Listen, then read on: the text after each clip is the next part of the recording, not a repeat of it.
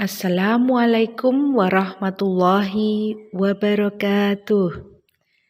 Salam sejahtera untuk kita semua. Bapak Ibu guru hebat, pada kesempatan ini saya akan menyampaikan aksi nyata saya pada modul 1.4 Budaya Positif. Sebelumnya, perkenalkan, nama saya Mulyani. Saya guru SD Negeri Kendal Kecamatan Punung, calon guru penggerak Angkatan 7 Kabupaten Pacitan, dengan fasilitator Bapak Ali Tamami SPD MSI dan pengajar praktik saya Ibu Rumiati SPD.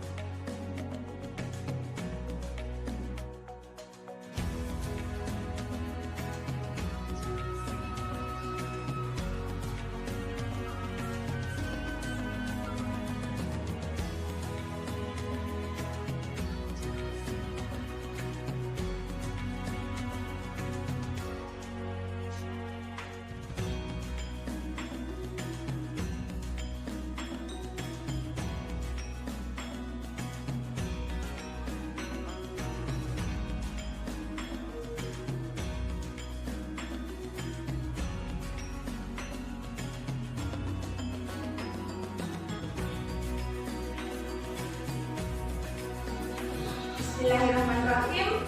Assalamualaikum warahmatullahi wabarakatuh. Waalaikumsalam warahmatullahi wabarakatuh. Selamat pagi anak-anak yang luar biasa. Selamat pagi, selamat pagi Bu. Semangat pagi yang luar biasa pagi hari ini. Alhamdulillah saya lihat semua masuk ya. Pagi ini awal kita masuk semester 2. Nah, untuk itu anak-anak, mengawali kita masuk semester 2, kita ingat kembali kesepakatan kelas di semester 1 masih ingat? Masih. Coba nyanyikan kalau masih ingat. 1, 2, 3. Aku jujur, disiplin, bertanggung jawab. Aku sopan santun dan peduli teman. Aku percaya diri, aku mandiri, berkarakter bangsa dan berbudaya baik. Alhamdulillah, walaupun sudah libur, ternyata semua masih memegang teguh kesepakatan kita di semester 1. Nah, di semester 2 ini, apa yang sudah menjadi kesepakatan kita akan kita jadikan keyakinan kelas agar pembelajaran kita dan kehidupan kita dapat berjalan dengan baik dan lancar. Nanti anak-anak bisa mengatakan apa yang menjadi keyakinanmu sehingga mari supaya kamu kelas yang bersih, indah, dan berbudaya positif kita ya, memiliki disiplin dari diri kita. Silahkan mulai akan sebutkan bersama, silahkan ditulis apakah keyakinanmu sebagai semester 1 atau semester 2 yang akan kita ceritakan. Silahkan masing-masing.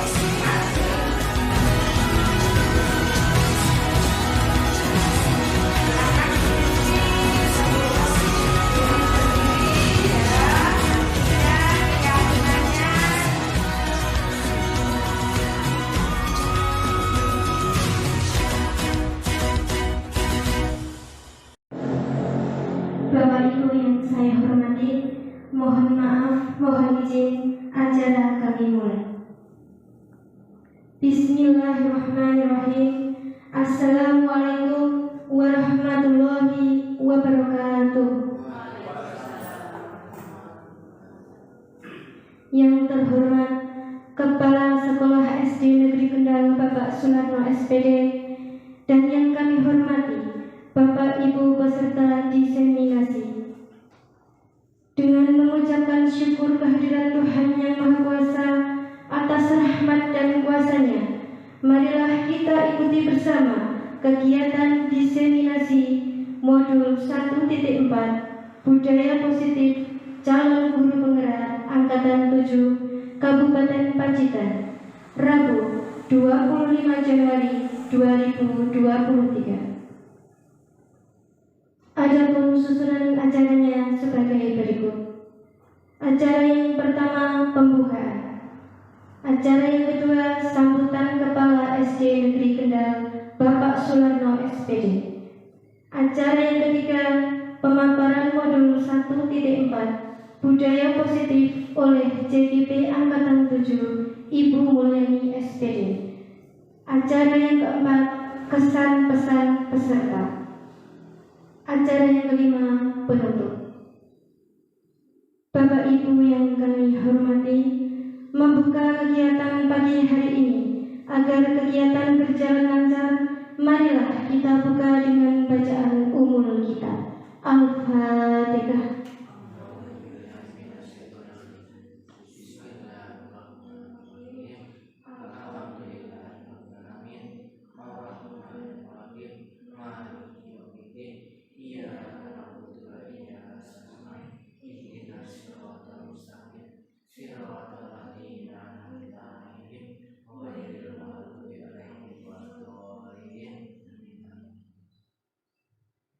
Acara selanjutnya sambutan Kepala Sekolah SD Negeri Kendal.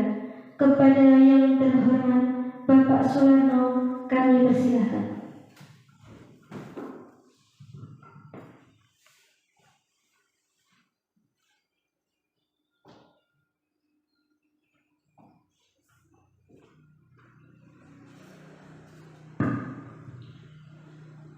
Bismillahirrahmanirrahim. Assalamualaikum warahmatullahi wabarakatuh. Waalaikumsalam warahmatullahi wabarakatuh. Bapak Ibu Guru SD Kendal yang saya hormati, marilah kita bersama memanjatkan puji dan syukur kehadirat Ilahi Robbi, karena pada kesempatan hari ini kita bisa berkumpul di ruang kelas ini untuk melaksanakan kegiatan diseminasi modul 1.4 oleh Ibu Mulyani SPD dengan judul Budaya Positif di Lingkungan Kelas dan Sekolah dalam keadaan sehat walafiat. Semoga keselamatan, kesehatan, dan kesempatan selalu terlimpahkan, tercurahkan kepada kita semua. Amin ya rabbal alamin. Shalawat dan salam marilah kita aturkan untuk junjungan kita Nabi Agung Muhammad SAW yang telah membimbing kita menuju jalan kemenangan melalui ajaran beliau, yaitu ajaran Islam. Mudah-mudahan kita semua di yaumil qiyamah nanti diakui sebagai umat Rasulullah Muhammad SAW. Amin ya rabbal alamin.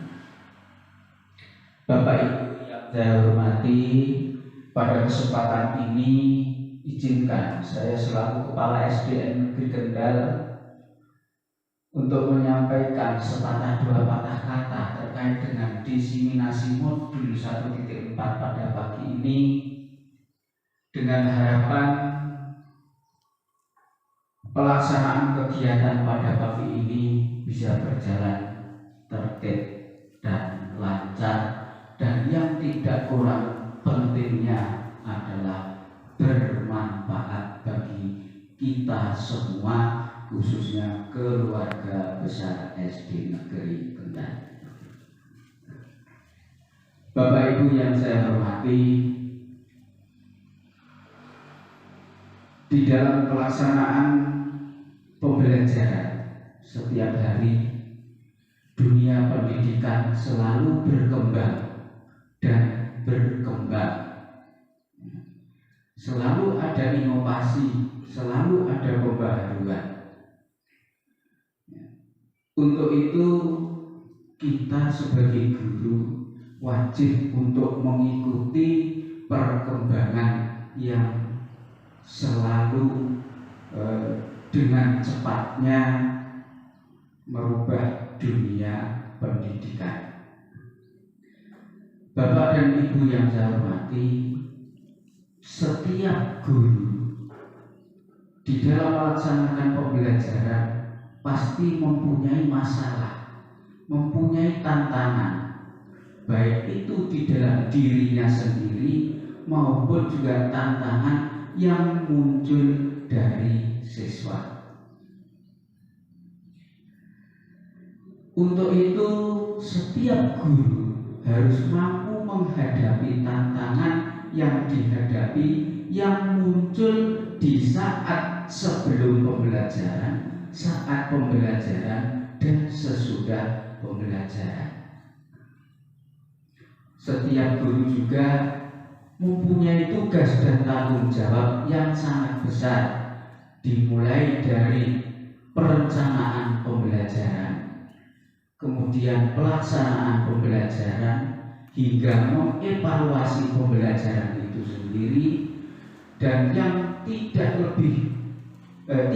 kalah pentingnya juga adalah guru harus menilai perilaku siswa, mengarahkan perilaku siswa agar ke depannya siswanya bisa berperilaku yang baik, yang sesuai dengan aturan-aturan atau tuntunan-tuntunan, baik itu yang sesuai dengan kehidupan agama maupun kehidupan bernegara dan bermasyarakat.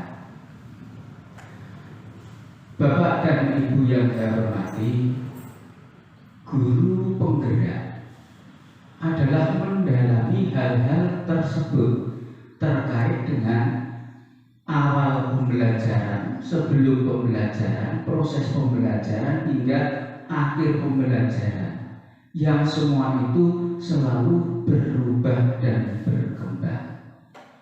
Dan proses sebagai guru penggerak ini tidak mudah, ya. Banyak sekali tantangan dan hambatan yang perlu dicermati dan juga perlu dicarikan solusinya agar pembelajaran di dalam kelas, baik itu di kelas yang dihadapi oleh guru penggerak itu sendiri, juga kepada guru-guru yang lain, dan guru penggerak akan menjadi motivator bagi guru-guru yang lainnya. Sehingga dengan adanya guru penggerak ini diharapkan SD Kendal itu akan berubah menuju ke yang lebih baik, baik itu proses pembelajaran maupun hasil dari proses pembelajaran itu. Karena bagaimanapun juga hasil dari pembelajaran adalah akan merubah tingkah laku siswa menuju ke arah yang lebih baik. Selanjutnya kepada Bapak dan Ibu, bagi yang sudah tergabung dengan guru penggerak, selamat dan semoga lancar. Bagi yang belum tergabung, mari kita ikuti program pemerintah ini agar kegiatan di sekolah itu akan lebih baik. Kemudian selanjutnya dengan diseminasi modul 1.4 budaya positif di lingkungan kelas dan sekolah ini, mudah-mudahan nanti bisa diambil hikmahnya bagi Bapak Ibu peserta di pagi ini. Kiranya itu yang dapat saya sampaikan dengan mengucap Bismillahirrahmanirrahim. 1.4 Budaya Positif di Lingkungan Kelas dan Sekolah oleh Ibu Mulyani SPD CGP Angkatan 7 Kabupaten Pacitan saya nyatakan dibuka. Sekian, terima kasih. Assalamualaikum warahmatullahi wabarakatuh. Waalaikumsalam warahmatullahi wabarakatuh.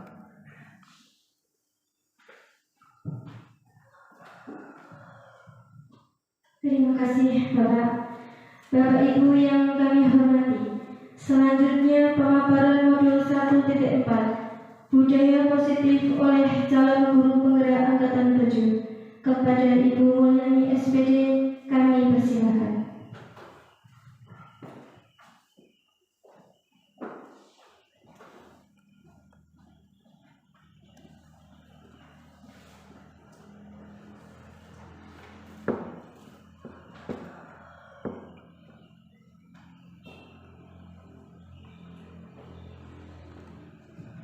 Terima kasih. Bismillahirrahmanirrahim. Assalamualaikum warahmatullahi wabarakatuh. Waalaikumsalam warahmatullahi wabarakatuh. Alhamdulillahirabbil alamin. Assalatu wassalamu ala asrafil anbiya'i wal mursalin sayyidina wa maulana Muhammadin wa ala alihi wa ashabihi ajma'in. Amma ba'du. Rabbi shrah li sadri wa yassir li amri wahlul 'uqdatam min lisani yafqahu qawli. Amin. Yang terhormat Kepala Sekolah SD Negeri Kendal Bapak Suharno SPD, serta yang saya hormati dan saya banggakan rekan-rekan Bapak Ibu guru dan staf SD Negeri Kendal yang berbahagia.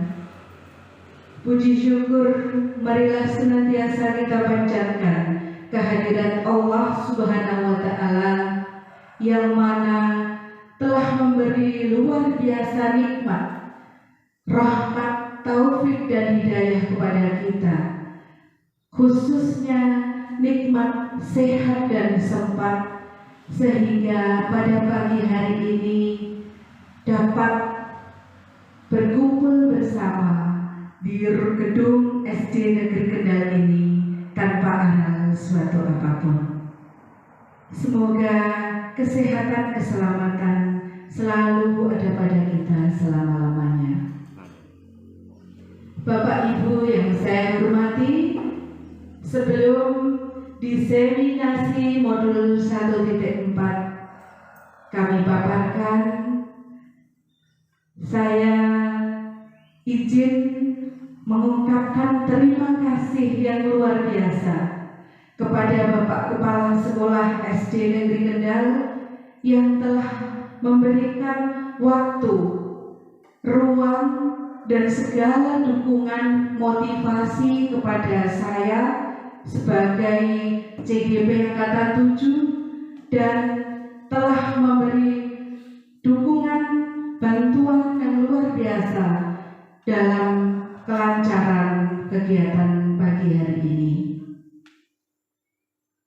Tak lupa kami ucapkan terima kasih kepada Bapak Ibu yang telah dapat menghadiri, meluangkan waktu untuk hadir undangan saya dalam kegiatan pagi hari ini.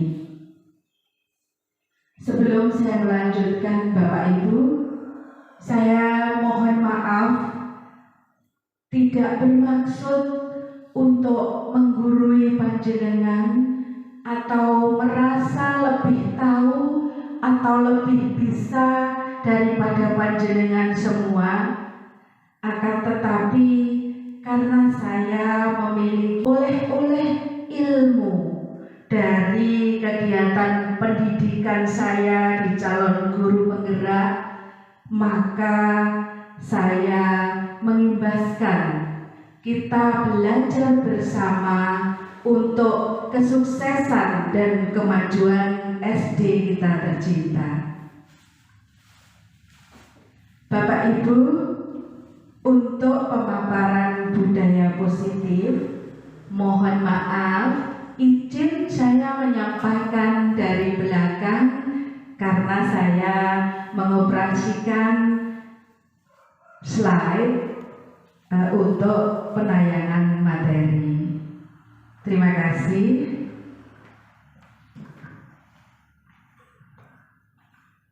Bismillahirrahmanirrahim.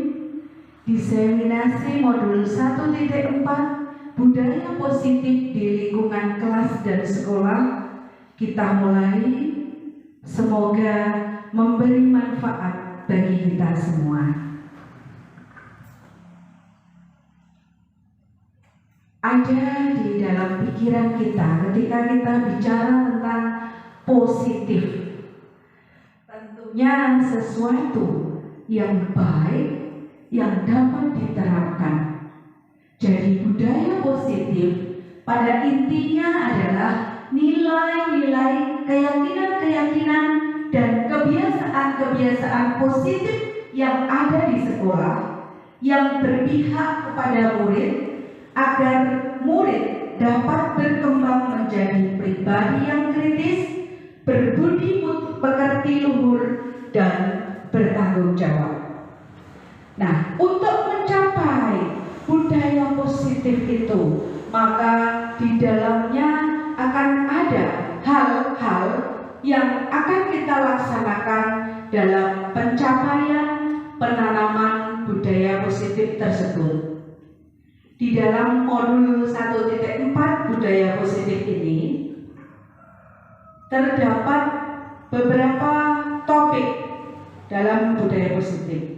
Yang pertama adalah disiplin positif dan nilai kebajikan universal. Topik 2, motivasi, hukuman, dan konsekuensi. Ketiga, keyakinan kelas. Keempat, kebutuhan dasar manusia. Dan yang kelima, posisi kontrol guru serta restitusi di akhir kegiatan.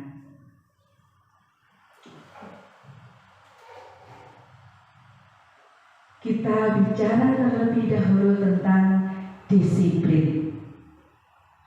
Disiplin sudah biasa kita laksanakan ya Bapak Ibu. Nah, kira-kira sebelum kita masuk disiplin positif, disiplin menurut Bapak Ibu itu yang bagaimana? Oh iya, terima kasih Bu. Disiplin menurut saya adalah sikap yang patuh dan taat terhadap suatu hal atau aturan yang berlaku. Iya, terima kasih Bu Susi. Jadi disiplin itu sesuatu yang kepatuhan ya, ke arah kepatuhan terhadap sesuatu hal. Misal kalau di sekolah adanya aturan-aturan sekolah yang luar biasa. Kita sudah terbiasa dengan budaya bahwa disiplin itu adalah menyangkut kepatuhan. Jadi dalam pendidikan kita cenderung menghubungkan kata disiplin itu nanti akan berakhir ketidaknyamanan. Mengapa? Karena ketika ada aturan, disiplin pada aturan, ketika melanggar akan mendapat ya bisa hukuman ataupun konsekuensi. Ya, itu benar adanya dan itu sudah biasa terjadi dalam dunia pendidikan kita.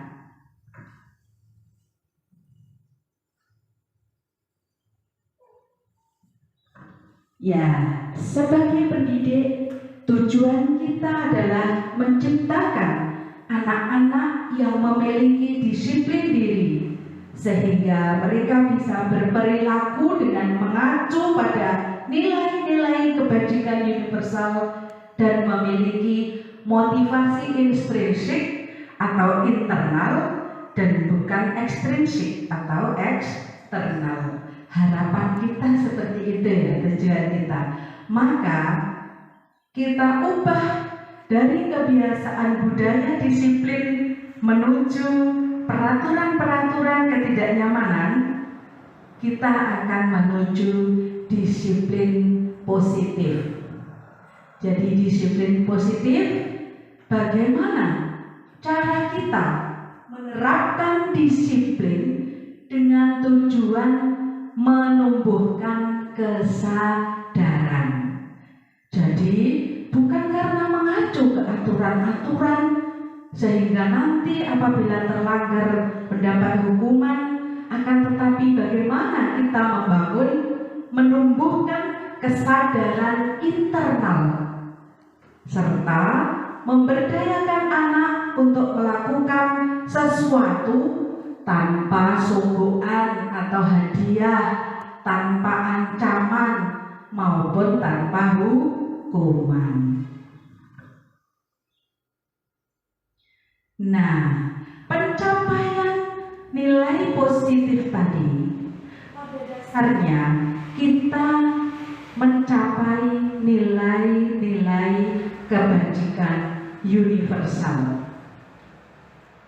Tentunya kita sebagai guru sudah memahami bahwa nilai-nilai kebajikan adalah sifat positif manusia yang merupakan tujuan mulia yang ingin dicapai setiap individu, bersifat universal, umum, menyeluruh, lintas bahasa, suku, bangsa, agama maupun latar belakang manusia itu. Nah, mengapa kita kok harus mengaitkan dengan nilai kebajikan? Karena setiap manusia sudah pasti di dalam dirinya memiliki nilai-nilai kebajikan yang diyakini pada dirinya. Itu kodrati tentu sejak lahir ada, maka kita membangunnya. Motivasi intrinsiknya itu akan terbangun sehingga menggerakkan motivasi dari dalam untuk mencapai tujuan yang mulia tersebut. Hal ini disampaikan oleh Diane Gossen. Nilai-nilai kebajikan yang ingin dicapai untuk anak Indonesia saat ini adalah profil pelajar Pancasila. Yang pertama, beriman, bertakwa kepada Tuhan yang Maha Kuasa, dan berakhlak mulia. Yang kedua, mandiri. Ketiga, bernalar kritis, berkebinekaan global, bergotong royong, dan kreatif. Hal ini sudah kita laksanakan Bapak Ibu ya, dengan pembiasaan-pembiasaan, dengan kegiatan-kegiatan P5 untuk mencapai profil pelajar Pancasila.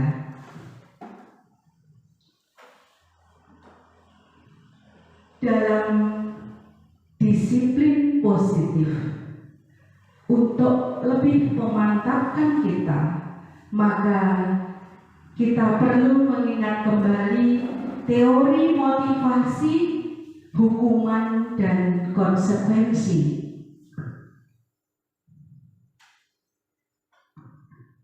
Motivasi perilaku manusia menurut Diane Gossen, jadi ini menurut peneliti, bahwa manusia itu memiliki dua motivasi.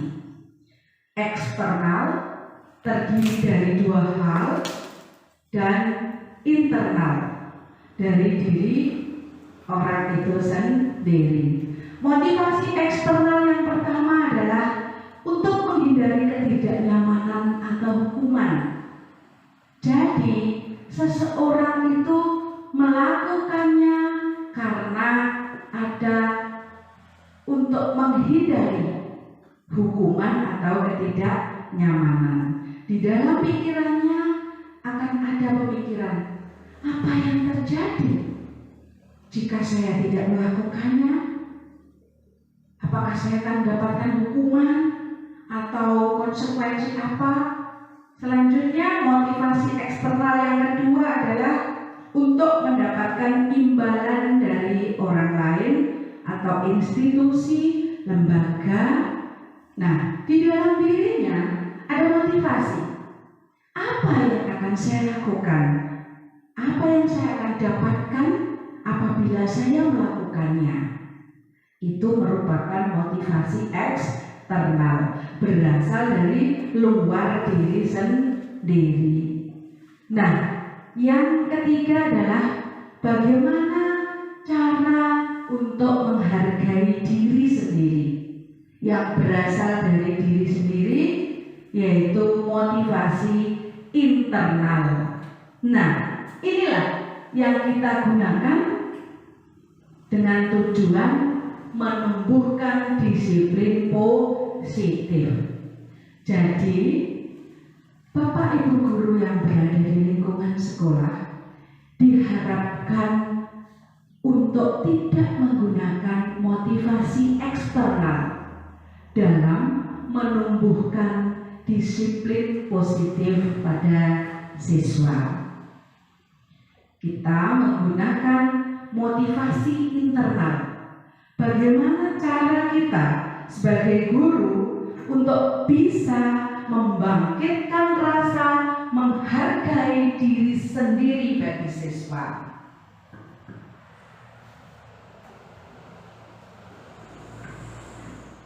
Di dalam motivasi tadi ada eksternal, yaitu hukuman, dan saya menambahkan konsekuensi.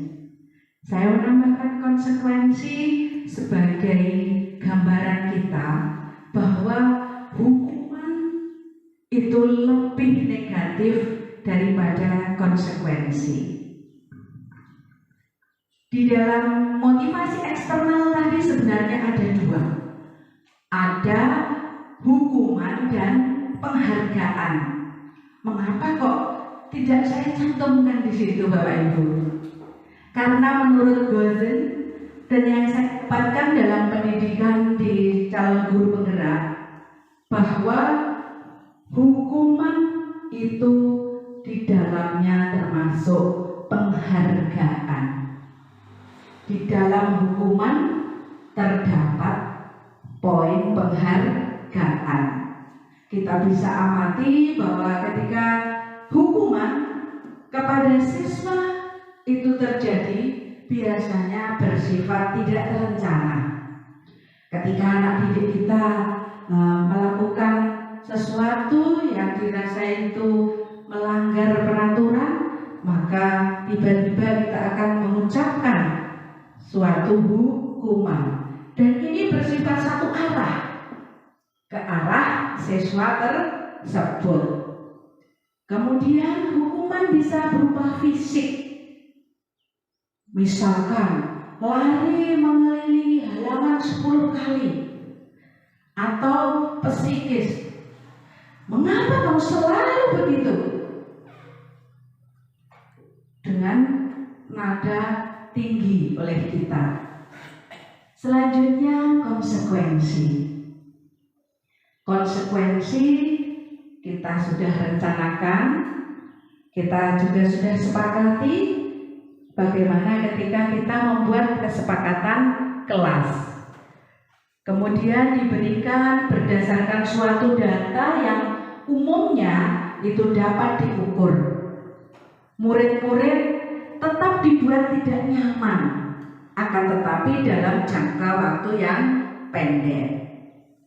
Selanjutnya, guru lebih mudah memonitor murid. Itulah gambaran hukuman dan konsekuensi secara tulis, akan tetapi kita biasa ya melakukan sehari-hari dalam kegiatan-kegiatan di sekolah. Yang saya katakan tadi, bahwa hukuman dan penghargaan itu berarti sama. Di sini kita akan mengamati bagaimana hukuman dan penghargaan itu tidak efektif, dan kita bisa memikirkan, memaknai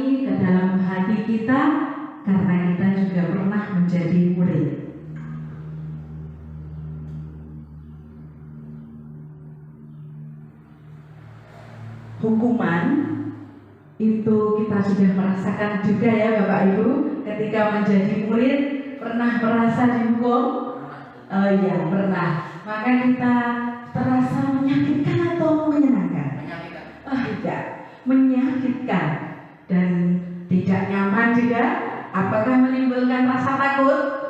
Iya, maka siswa akan menjadi takut, kemudian berupa paksaan ya, kita memaksa, atau yang pernah merasakan kita dipaksa, kemudian siswa menjadi menyembunyikan kesalahan. Kita akan menyembunyikan kesalahan loh, agar tidak dihukum kembali.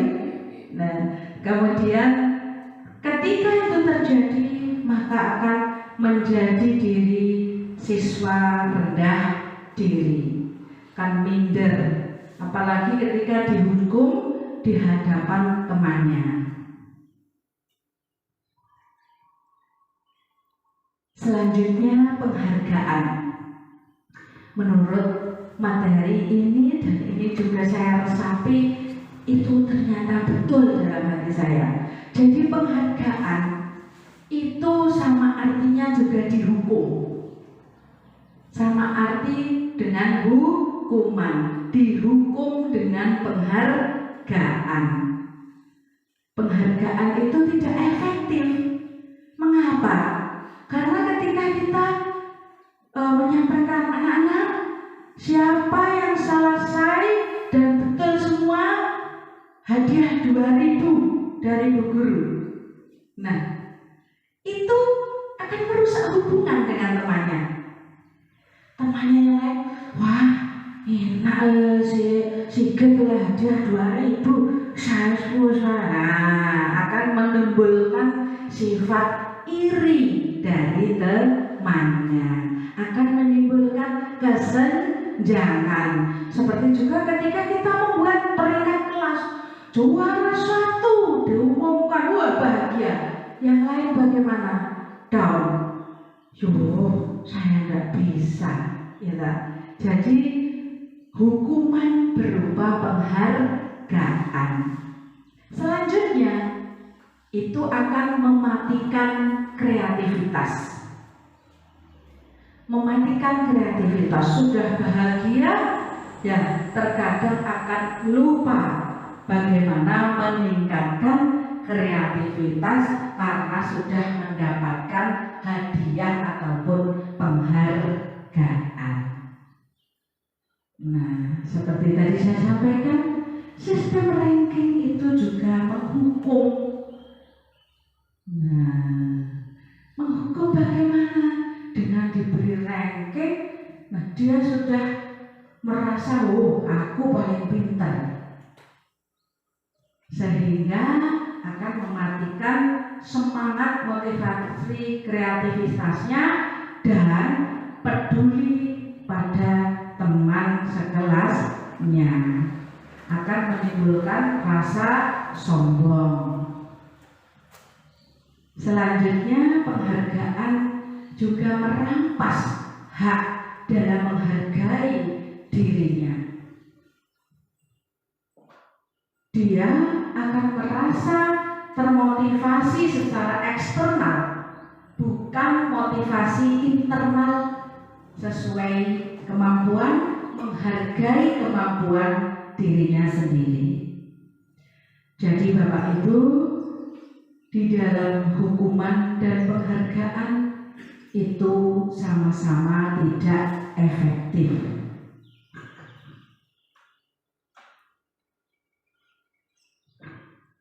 Terkait dengan hukuman, konsekuensi, penghargaan tadi, maka kita dalam menanamkan disiplin positif untuk memunculkan nilai motivasi internal, maka kita membuat keyakinan kelas.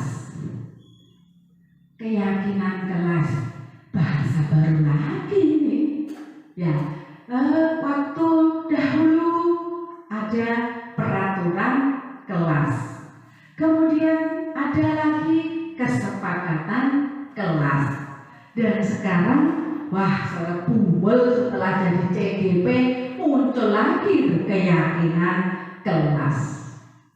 Jadi kesepakatan itu yang sudah diyakini, nah itu dijadikan keyakinan kelas. Sesuatu yang diyakini bersama dari penyatuan pikiran. Penyatuan pikiran di sini kita bisa melaksanakan dengan membangun ide. Bisa kita tanya satu persatu apa keyakinan positif dalam diri anak-anak. Kemudian nanti bisa kita tulis di papan tulis. Jadi disatukan pikiran-pikiran anak-anak murid kita menjadi nilai kebaikan di kelas untuk menumbuhkan budaya positif.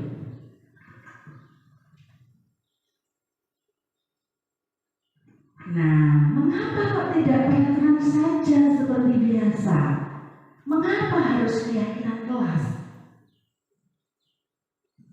Karena peraturan kelas itu lebih ke arah motivasi eksternal. Biasanya bahasanya juga kita negatif. Siswa tidak boleh memakai baju bebas dalam kegiatan pembelajaran. Berarti itu berupa paksaan. Ketika menggunakan baju bebas atau tidak pakai sepatu, maka akan ada hukuman jika melanggar.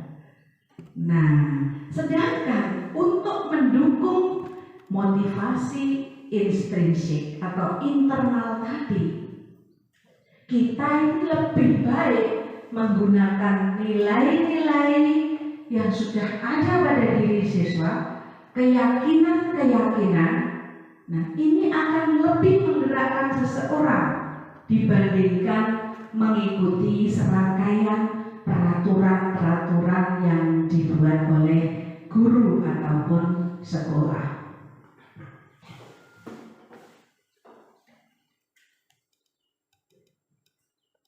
Bapak Ibu, di sini saya beri contoh ya, ciri-ciri keyakinan kelas.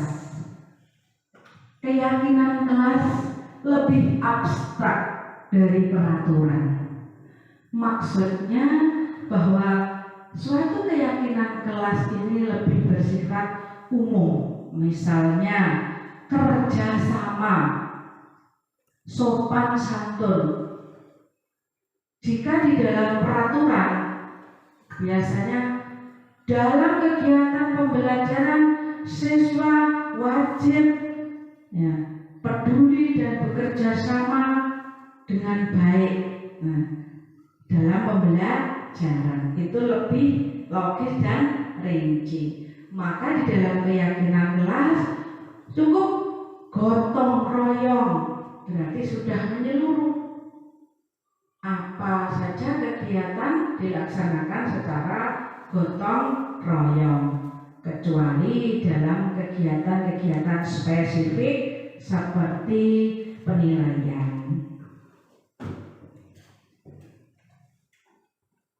Selanjutnya, sedikit saja agar mudah diingat. Ketika kita ingat, saya sendiri ingat, menempel peraturan itu ada 20 poin.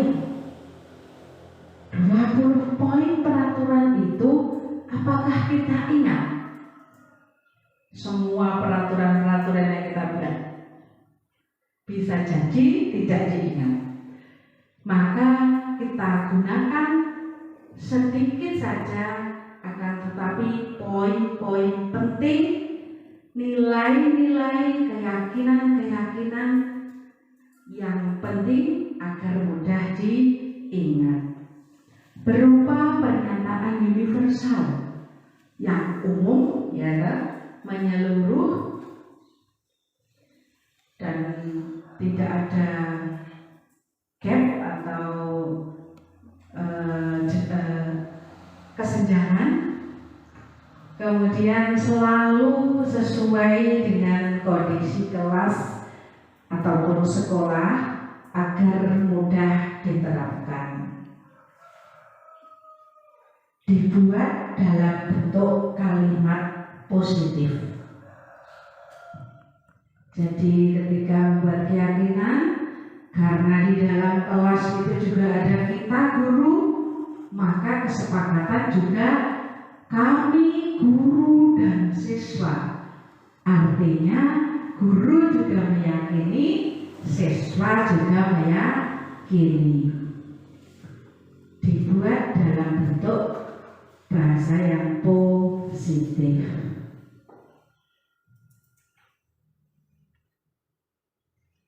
Selanjutnya, semua warga kelas atau sekolah dilibatkan dalam membuat keyakinan kelas. Ketika kita akan membuat keyakinan kelas, maka kita akan mengambil pendapat dari seluruh anggota di kelas kita.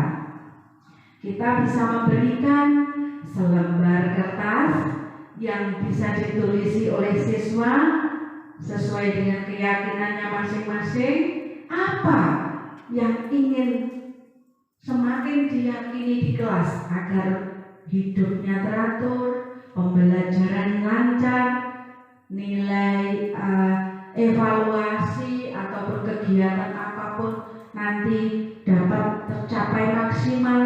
Maka setiap siswa maupun guru terlibat dalam membuat keyakinan kelas.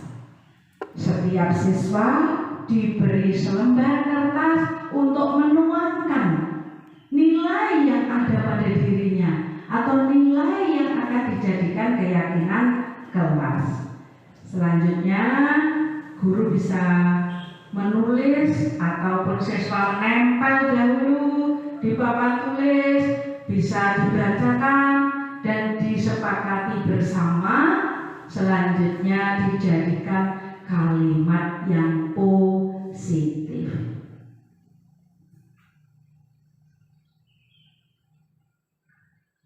Di sini saya beri contoh keyakinan kelas 6. Jadi kami guru dan siswa kelas 6 sepakat membudayakan 5S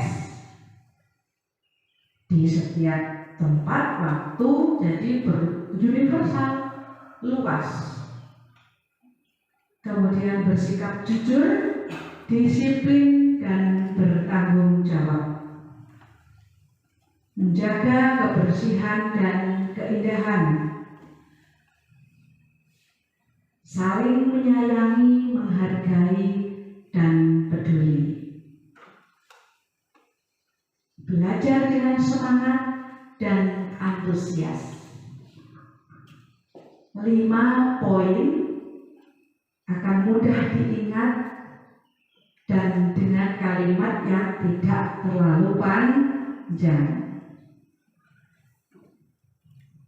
Bapak Ibu bisa menggali ke siswa terlebih dahulu. Nanti akan muncul sikap-sikap apa yang ingin dijadikan keyakinan kelas oleh anak-anak murid kita.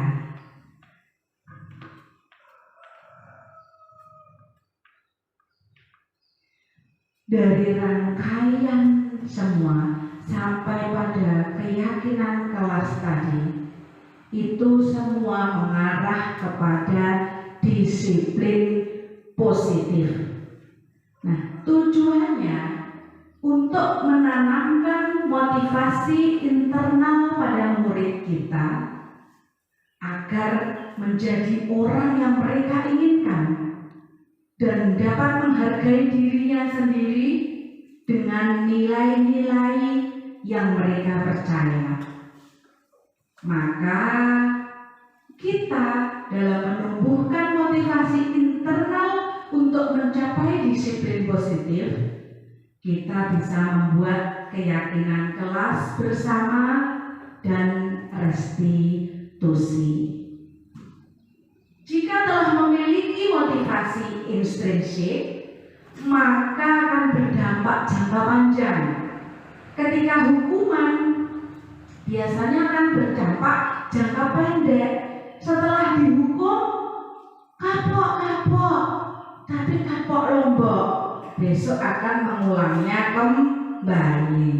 Akan tetapi ketika itu sudah menjadi motivasi dalam diri siswa, maka akan jangka panjang, tidak akan terpengaruh pada hukuman ataupun hadiah.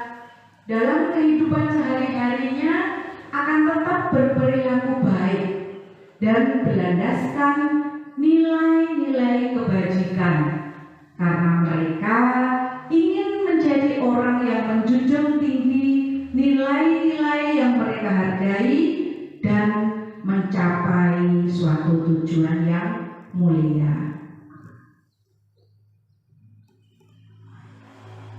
Bapak Ibu jenuh ya mendengarkan Bumul bicara, duduk gitu. Nah, coba kita ice breaking dahulu saja sebelum kita masuk dalam restitusi.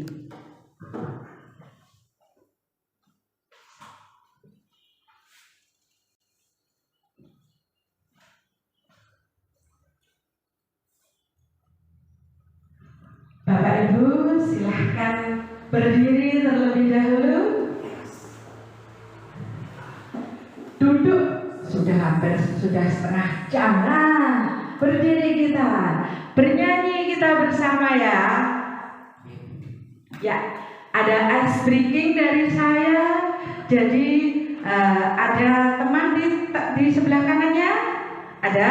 Ya. Baik. Kebetulan itu Pak Sigit bersama Bu Titik. Jangan jauh-jauh Bapak. Ya, kita bisa gerakkan tangannya ke kanan, digerak-gerakkan, tangannya ke kiri, digerak-gerakkan, tangannya ke depan, digerak-gerakkan, tangannya ke pinggang, pinggul digoyang. Oke, satu kali lagi biar kita bisa refresh ya sebelum kita lanjutkan. Bersama lagi, tangannya ke kanan, digerak-gerakkan, tangannya ke kiri, digerak-gerakkan, tangannya ke depan, digerak-gerakkan, tangannya di pinggang, pinggul digoyang. Tepuk tangan untuk kita semua. Terima kasih Bapak Ibu, bisa duduk kembali. Bagaimana perasaannya? Tegas. Oh ya, tegas, semangat kembali. Ya, karena kita akan jenuh mendengarkan saya berbicara. Kita lanjutkan kembali ke restitusi. Pendekatan restitusi.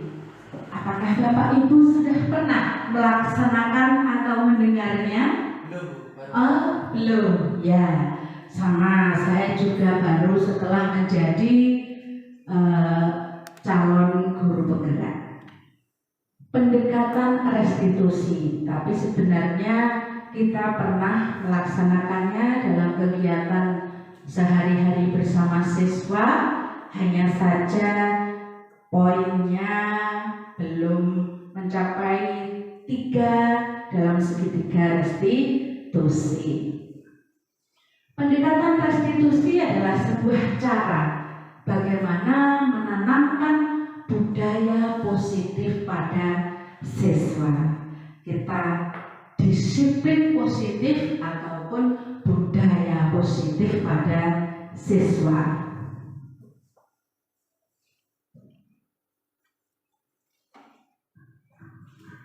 Restitusi ini diciptakan oleh Diane Gossen.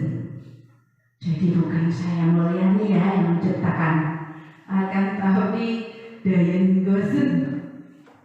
Sebuah proses bagaimana menciptakan kondisi bagi siswa dalam memperbaiki kesalahan mereka sehingga mereka bisa kembali pada kelompok mereka, pada teman-teman mereka dengan karakter yang lebih kuat.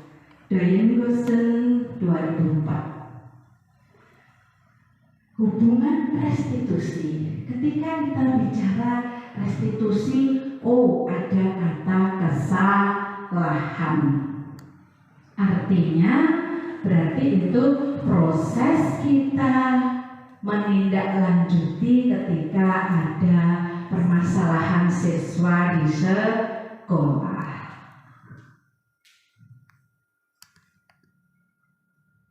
Sebelum kita lanjut, kita amati dulu ciri-ciri restitusi.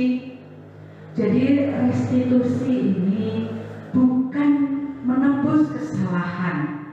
Jadi ketika anak itu salah, bukan kita bagaimana anak itu menebus kesalahannya dengan konsekuensi tertentu, namun kita ajak belajar dari kesalahannya.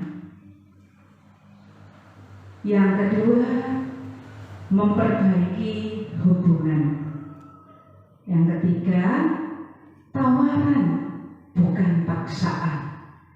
Jadi ketika kita melakukan restitusi, kita tidak memaksa siswa untuk mengakui kesalahan-kesalahannya, memaksa siswa untuk jerah akan kesalahan tersebut.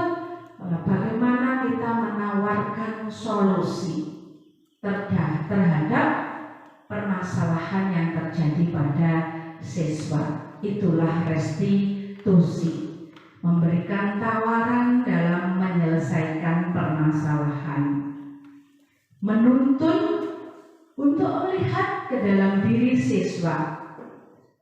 Nah, mencari kebutuhan dasar, apa yang mendasari tindakannya sehingga anak itu melakukan sesuatu hal yang negatif. Kita nanti akan mengetahui, atau mungkin Bapak Ibu sudah mengetahui terlebih dahulu, kebutuhan dasar manusia sehingga mendasari tindakan kita maupun anak-anak didik kita dalam bersikap, kadang bisa negatif maupun positif. Selanjutnya, fokus pada karakter. Jadi untuk meningkatkan karakter positif yang ada pada siswa, menguatkan dan fokus pada solusi, bukan hukuman. Nah, seperti yang disampaikan dalam ciri-ciri restitusi, maka kita harus mengingat kembali kebutuhan dasar manusia. Di sini saya mengambil dari William Glasser bahwa kebutuhan dasar manusia itu ada 5. Nah, dari kebutuhan dasar inilah terkadang anak-anak kita itu melakukan hal-hal negatif karena ingin memenuhi kebutuhan dasar tersebut. Ada kebutuhan bertahan hidup, mendapatkan kasih sayang dan rasa diterima, kesenangan, kebebasan, dan penguasaan. Jadi anak-anak didik kita itu harus kita pahami bahwa selayaknya manusia, walaupun mereka anak-anak, memiliki kebutuhan dasar yang sama. Yang saya ambil dari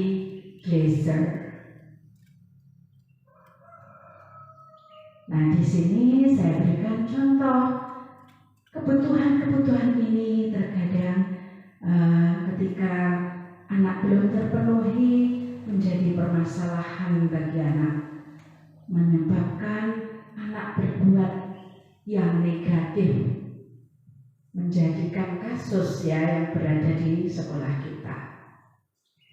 Pada kebutuhan bertahan hidup itu kita sebagai manusia sebagai guru pun kita memerlukan bagaimana kesehatan, tempat tinggal maupun makanan untuk kita hidup. Nah, dalam kebutuhan anak bertahan hidup ini akan muncul permasalahan yang pernah kita hadapi.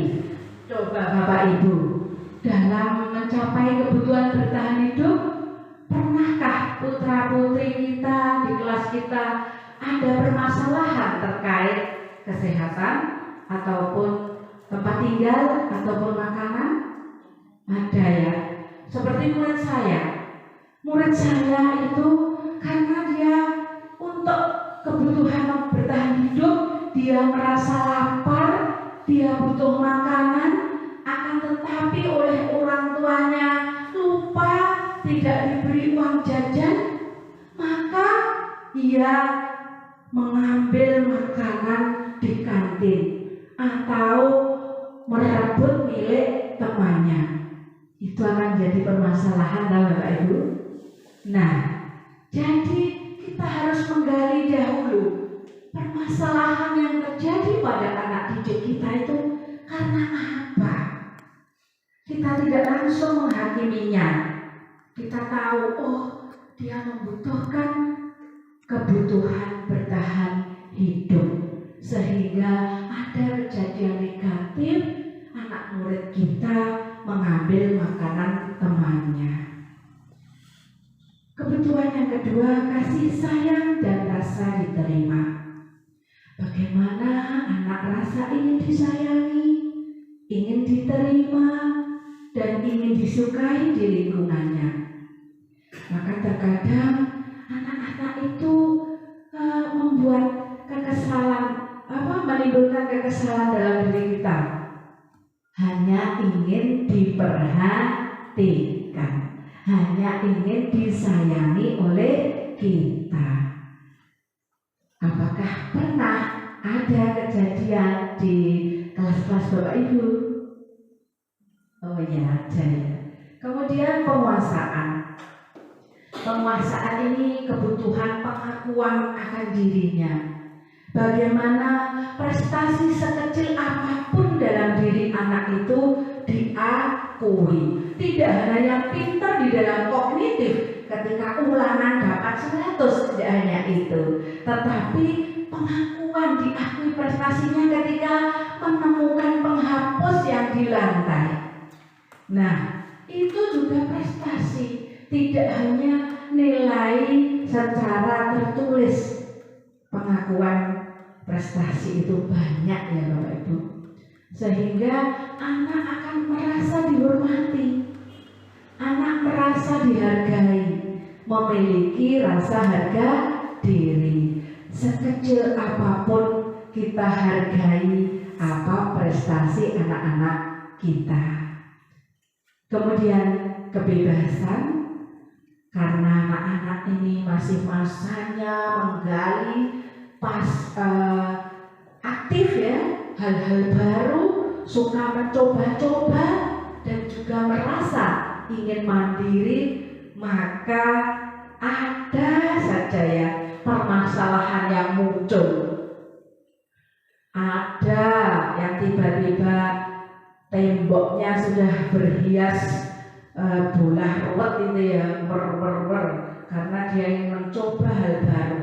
Atau yang lagi ngetren saat ini itu lato-lato. Nah, sehingga anak-anak pun semua mencoba. Nah, maka kita harus pahami itu adalah kebutuhan dasar mereka, kebebasan. Selanjutnya kebutuhan kesenangan. Ya seperti juga bermain lato-lato tadi, anak-anak itu suka bermain, Dan permainannya terkadang pun bisa membuat hal yang tidak baik. Bergurau, gojek, melucu, lari-larian. Nah, ketika kok lari-larian jatuh, maka kita guru salah itu lari-lari. Seperti itu, tanpa sadar kita sudah menekan daripada kebutuhan kesenangan tersebut. Maka kita mengarahkan anak-anak yang ada hal-hal permasalahan negatif itu menggunakan restitusi. Nah, di dalam kita melaksanakan restitusi dalam diri kita sebagai guru, maka kita harus mengetahui 5 posisi kontrol guru. Ternyata semua itu kok ada. Bagaimana karakter-karakter guru? Ada penghukum, ada pembuat rasa bersalah, teman, pemantau, ataupun manajer. Nah, di dalam kita mengontrol siswa, ketika kontrol itu dari luar, ada identitas gagal, menghindari hukuman anak-anak itu.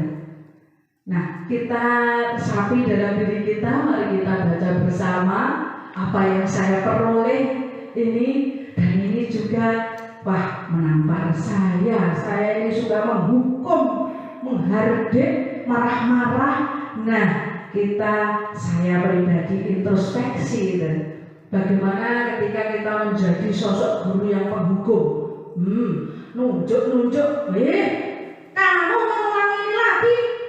Nah, lalu kemudian awas ya, kalau sampai kamu mengulanginya. Tipe-tipe asikan atau bagaimana itu? Oh iya. Kemudian ada lagi tipe kita sebagai guru, nanti bisa kita resapi sendiri. Saya ini tipe yang mana ya? Ada lagi pembuat orang merasa bersalah. Misalnya yang kita lakukan ini seharusnya menjadi anak yang baik, ibu kecewa. Mengapa semua ini bisa terjadi? Kamu seharusnya sudah tahu. Ibu ini lelah sekali mengatakannya. Ibu stres. Nah, sehingga anak-anak menjadi delelek. Waduh, saya ini sudah menjadi orang yang bersalah ini. Guru saya sampai stres. Nah, sehingga nanti anak akan jadi rendah diri.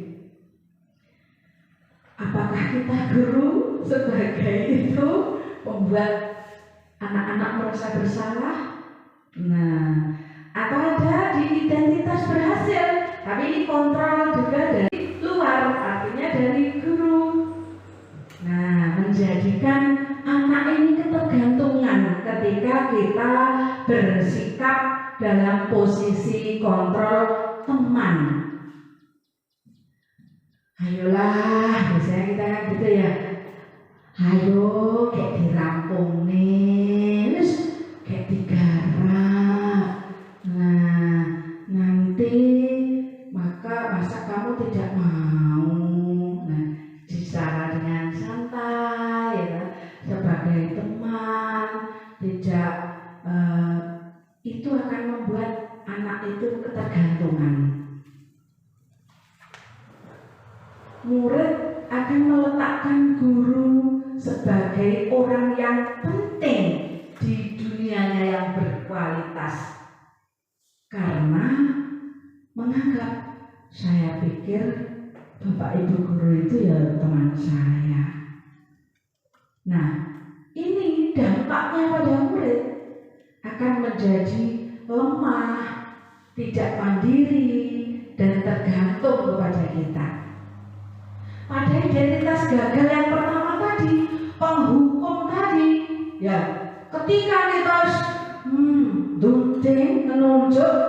dalam hati si anak, biarkan saja, paling marah-marah, besok dia marah lagi. Nah, maka anak-anak akan mengulangi kesalahannya, akan berhenti ketika dimarahi. Akan tetapi karena itu tidak ada di dalam jiwanya, belum masuk ke dalam jiwanya, besok akan mengulanginya lagi. Ketika menjadi pembuat orang merasa bersalah, setelah kita berceramah, anak-anak akan merasa, maafkan saya ya Bu, sudah membuat stres. Itu murid akan berkata seperti itu dalam hatinya. Selanjutnya pemantau. Nah, apakah kita termasuk pemantau? Biasanya kita ini menghitung, mengukur sesuai dengan pedoman peraturan-peraturan kita, ya kan? Yang kamu lakukan seperti itu. Nah, apa peraturannya? Adakah peraturan di sekolah ini? Ketika anak-anak, yuk ada Bu. Nah, bagaimana sikapmu sebaiknya sesuai dengan peraturan itu? Apa konsekuensi yang akan kamu terima dengan apa yang sudah kamu lakukan seperti ini? Nah, kita jadi pemantau sesuai aturannya, diukur menggunakan aturan-aturan dan konsekuensi yang sudah dibuat. Anak-anak akan nurut, akan menyesuaikan diri apabila diawasi oleh guru. Ketika guru tidak dalam pemantauan, bisa terjadi hal-hal yang negatif kembali. Karena murid meletakkan guru ya sebagai peraturan dan hukum bagi dunia berkualitasnya. Apabila guru juga ada aturan sering memberi imbalan, hadiah, misalkan membuat peraturan bagi siswa yang rajin piket akan mendapatkan hadiah bintang 5. Nah, maka anak itu akan berpikir, berapa banyak bintang yang akan saya peroleh? Seperti itu. Nah, ini menitik beratkan pada sanksi, konsekuensi ataupun hadiah pada diri anak. Bukan karena sudah berada di dalam motivasi intrinsiknya.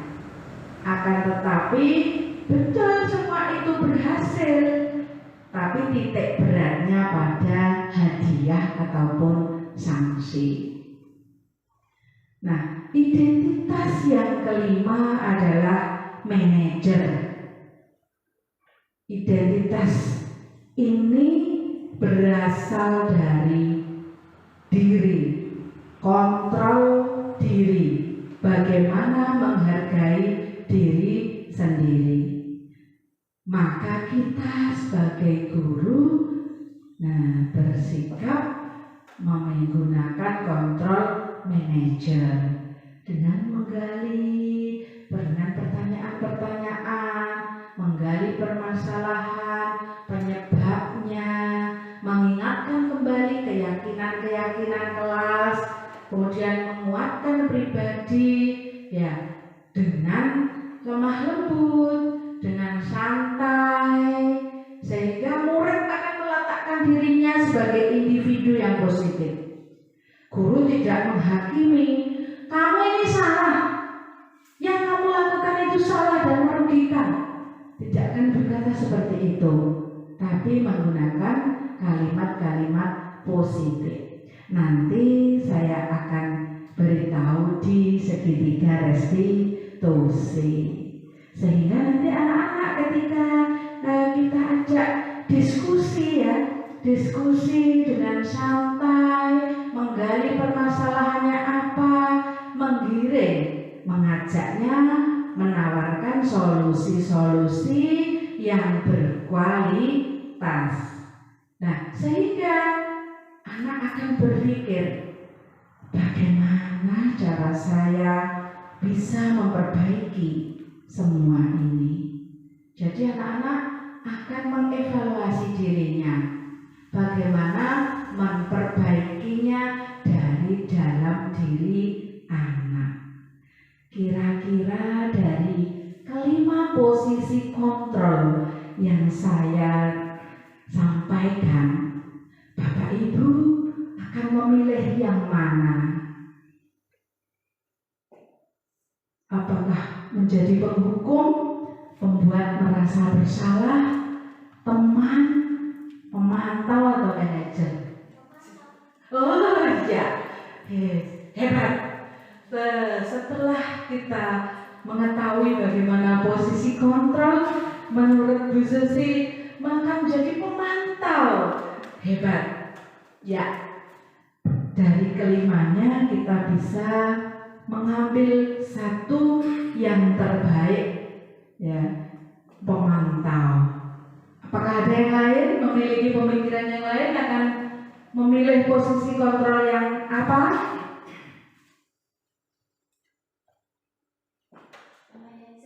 Oh iya, Bu Titik memilih manajer. Iya, sepakat Bapak Ibu ya? Ada pemantau dan manajer. Hal ini benar adanya. Jadi kita minimal kita menjadi pemantau untuk membangun disiplin positif, budaya positif di sekolah. Level berikutnya kita menjadi manajer. Nah, menjadi manajer ini kita sudah mengikuti filosofi pendidikan Ki Hajar Dewantara. Pembelajaran yang merdeka berpusat kepada siswa. Wah, saya kok memberi tugas ya seperti pada murid. Coba mohon maaf ini supaya kita nggak jenuh. Nah, ini saya coba mengambil dari 5 posisi kontrol tadi. Ada apa saja tadi? Posisi kontrol, ada penghukum, pembuat orang merasa bersalah, ada teman, pemantau, dan manajer. Coba apabila pernyataannya begini, saya kecewa sekali dengan kamu. Kira-kira itu posisi kontrol apa yang mengatakan seperti itu? Oh ya, pembuat orang merasa bersalah. Ya, kemudian kamu tidak pernah benar melakukannya. Posisi apa kira-kira itu? Iya, penghukum. Wah, Bapak Ibu bisa jangan malu-malu lah. Ayo. Kemudian, ayolah lakukan demi ibu. Teman. Ya, teman. Kemudian, apakah kamu mau mendapatkan stiker bintang hari ini?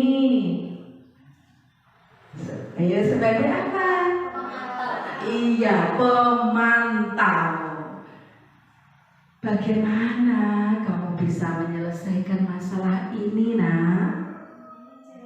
Sebagai manajer.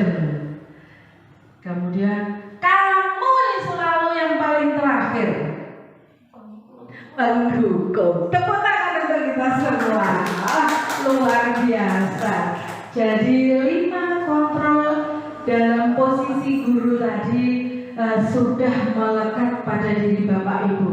Ada penghukum, pembuat merasa bersalah, kemudian teman, pemantau, dan manajer.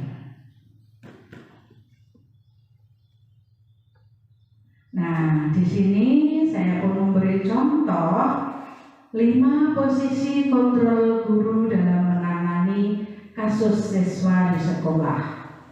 Bagaimana ketika menjadi penghukum, bagaimana menjadi membuat rasa bersalah, menjadi teman, menjadi pemantau, dan menjadi manajer.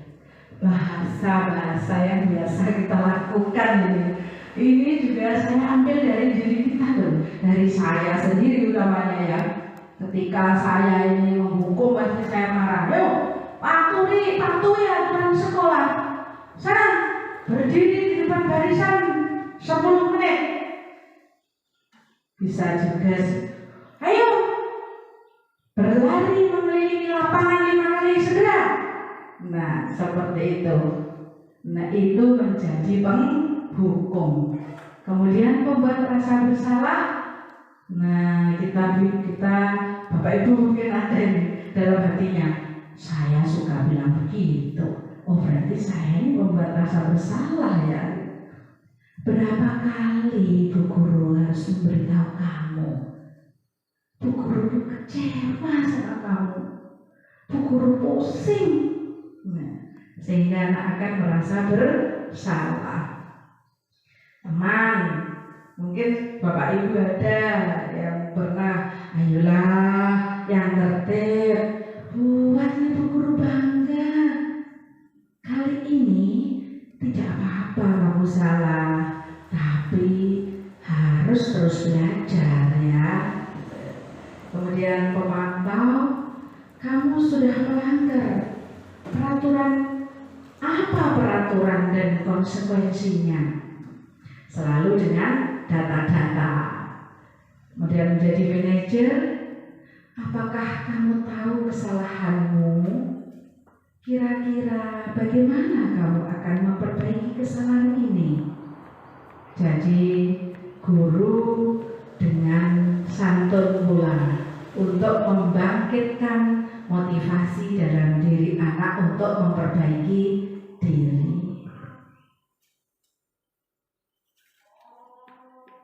Mohon maaf Bapak Ibu karena ada azan zuhur, saya skors sebentar.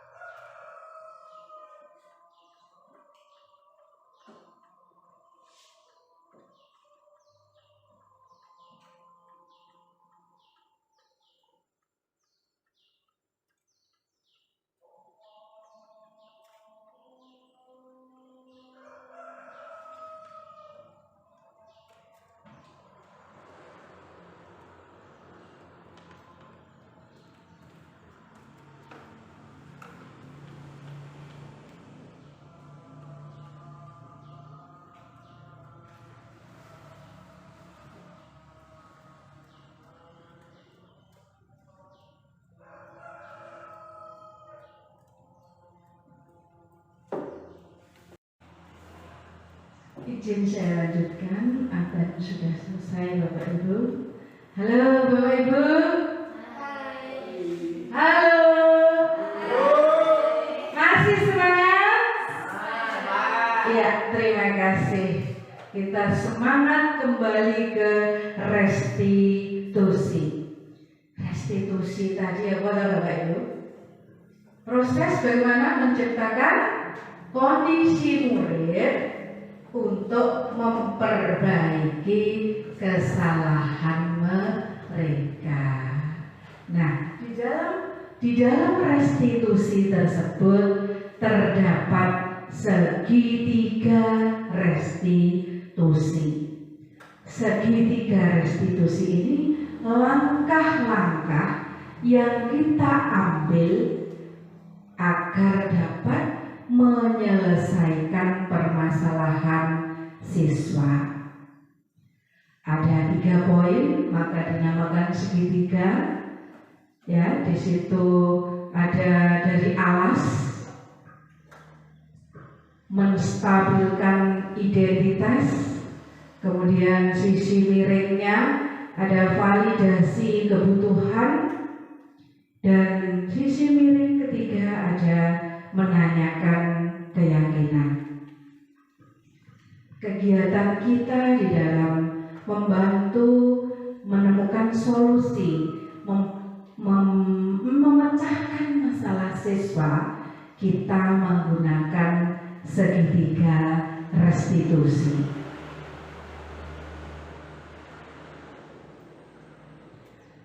Dalam menstabilkan identitas, ini saya mengambil contoh kalimat-kalimat yang bisa kita sampaikan dalam membuat anak merasa gagal karena berbuat salah menjadi positif bagi dirinya. Jadi bagaimana kita menstabilkan identitas dengan kata-kata yang santun yang nantinya akan membuat anak merasa gagal karena berbuat salah, akan tetapi akan menjadi positif terhadap dirinya. Kita bisa mengatakan, apa yang kamu lakukan, berbuat salah itu hal yang manusiawi, nak. Karena tidak ada manusia yang sempurna. Bapak guru atau ibu guru juga pernah berbuat salah. Namun kita pasti bisa menyelesaikan permasalahan ini. Atau bisa juga ketika ada pertengkaran antar teman sehingga yang mendapat masalah ini tidak hanya satu anak. Ketika 2 anak itu kita ajak ngobrol, anak-anak itu biasanya sudah melihat, dan tadi itu sikat yang salah buang, gunakan buang, sikat itu buang dahulu, seperti itu loh. Maka kita bisa menenangkannya, menstabilkannya dengan bahasa, nah, saya tidak tertarik untuk mencari tahu siapa yang benar ataupun siapa yang salah. Bapak ini lebih tertarik untuk bagaimana menyelesaikan permasalahan kalian. Kemudian ada yang anak itu ketika dia sudah merasa bahwa melakukan kesalahan, kemudian dia ya bu, saya salah bu, saya salah, nangis ya. Maka kita bisa menstabilkan dengan, kalau kamu menyalahkan dirimu sendiri terus-menerus, apakah kamu bersikap baik pada dirimu sendiri? Jadi kita menggalinya dari dalam diri anak, bagaimana itu akan menjadi suatu budaya yang positif.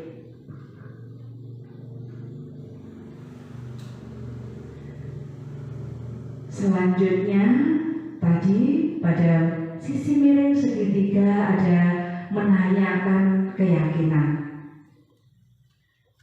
Kegiatan ini anak nanti akan melihat kesalahannya. dihubungkan dengan norma sosial dan nilai-nilai yang mendasari diri siswa dalam berinteraksi dengan orang lain. Kita sebagai guru bisa mengingatkan apa nilai yang kita percaya di kelas kita, atau nilai-nilai universal apa yang telah kita sepakati.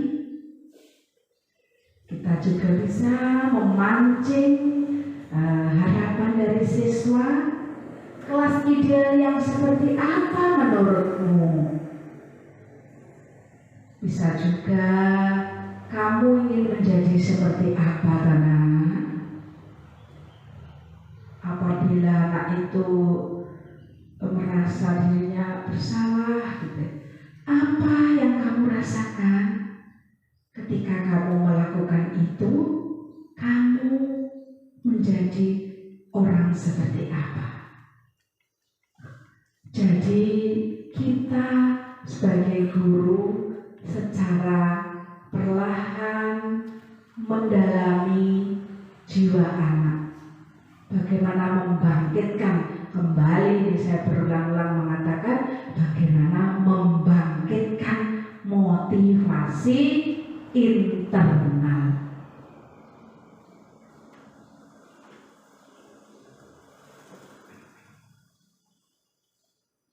Nah, selanjutnya validasi kebutuhan. Ini tadi karena slide saya scrollnya terlalu cepat, maka validasi kebutuhan terlewat. Validasi kebutuhan di segitiga yang tadi di sisi miringnya ini digunakan untuk membantu siswa mengenali basic needs. Yang tadi kita sudah bahas di depan, ada 5 kebutuhan dasar manusia ya tadi. Nah, maka dalam validasi kebutuhan ini membantu siswa mengenali basic need, kebutuhan yang ingin dipenuhinya ketika melakukan kesalahan itu. Karena kita orang dewasa pun menyadari bahwa pada dasarnya setiap tindakan manusia itu tujuannya pasti untuk memenuhi kebutuhan dasarnya.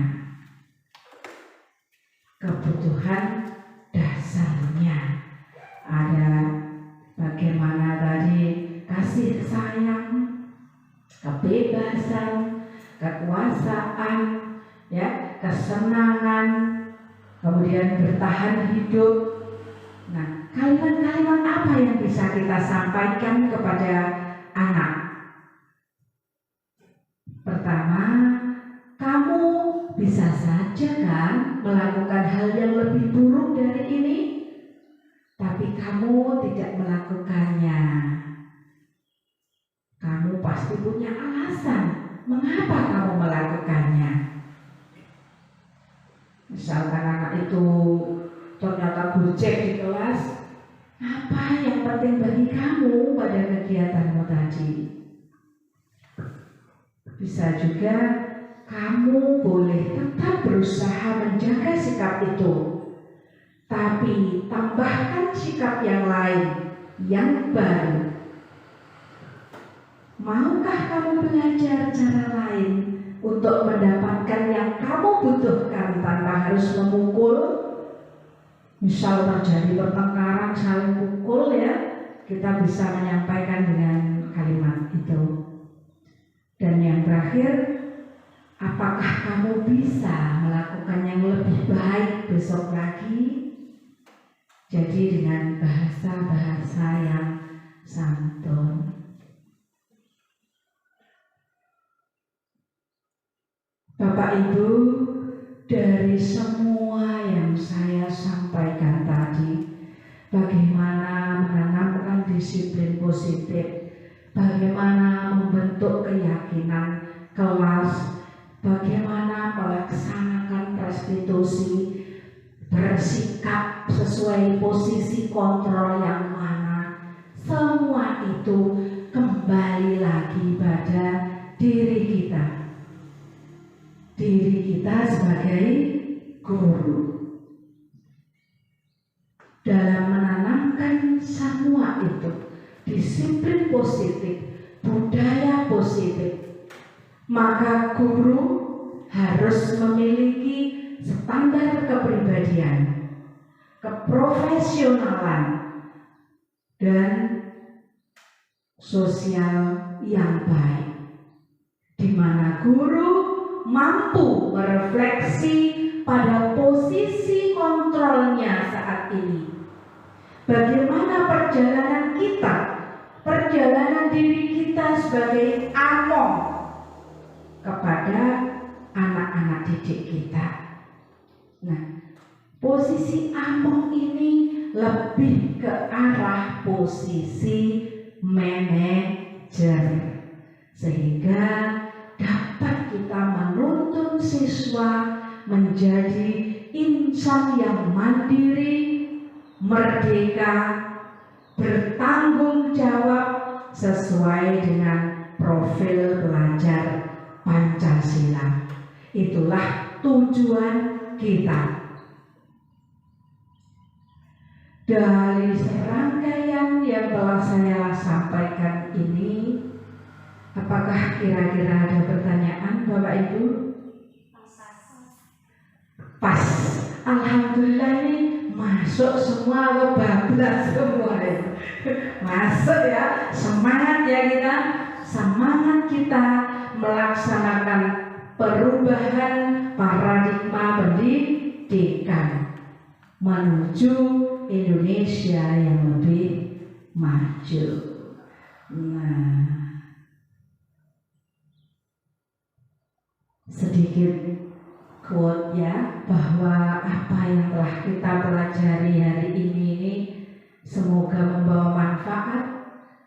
Saya ada quote hari ini bahwa langkah kecil perubahan kita akan berpengaruh besar pada anak didik kita. Baik Bapak Ibu, karena semua materi telah saya sampaikan, semoga materi tersebut dapatlah menambah wawasan Bapak Ibu ya. Kita belajar bersama, kita berkolaborasi untuk kesuksesan anak-anak didik kita. Terima kasih.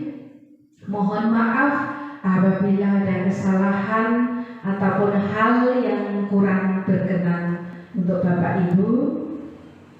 Akhirul kalam, wabillahi taufiq wal hidayah wal ridho wal inayah. Wassalamualaikum warahmatullahi wabarakatuh. Waalaikumsalam warahmatullahi wabarakatuh.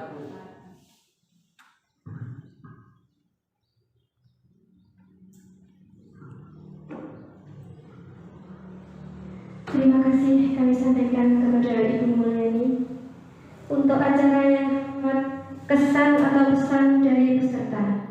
Monggo Bapak Ibu silahkan menyampaikan pesan atau pesan usai kita mendapatkan ilmu yang sangat luar biasa pada pagi hari ini.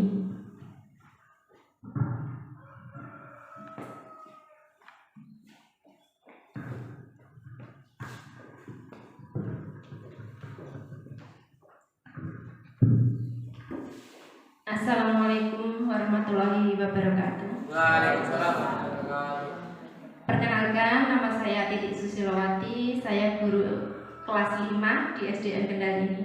Kesan saya setelah mengikuti pengimbasan modul budaya positif ini, tentunya banyak sekali ilmu yang saya dapat hari ini dari hal-hal yang telah saya lakukan di kelas saya.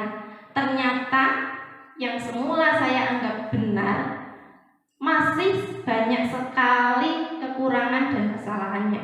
Contohnya, ternyata saya juga masih menempati posisi kontrol sebagai guru penghukum dan pembuat rasa bersalah. Dan masih banyak sekali kekurangan yang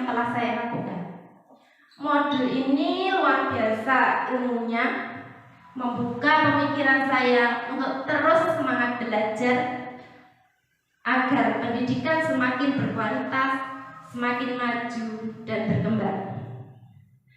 Terima kasih untuk Bu Mulyani sudah bersedia berbagi ilmu bersama kami.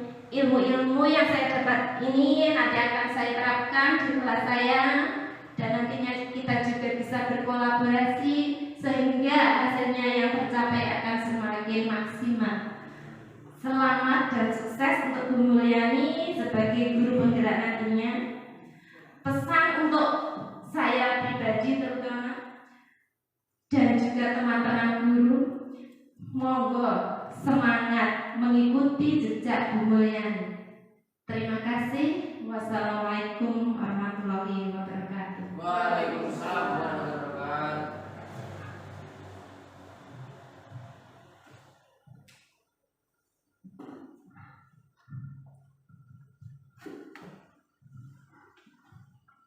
Mungkin ada yang lain, Bapak Ibu, kesan dari peserta yang lain? Terima kasih. Bapak Ibu yang saya hormati, seluruh rangkaian kegiatan telah kita laksanakan bersama. Sebelum acara kita tutup, saya selaku pembawa acara, apabila ada hal yang salah dan kurang berkenan, saya mohon maaf yang sebesar-besarnya. Untuk penutup, marilah kita lafalkan hamdalah bersama-sama. Alhamdulillahirabbil alamin.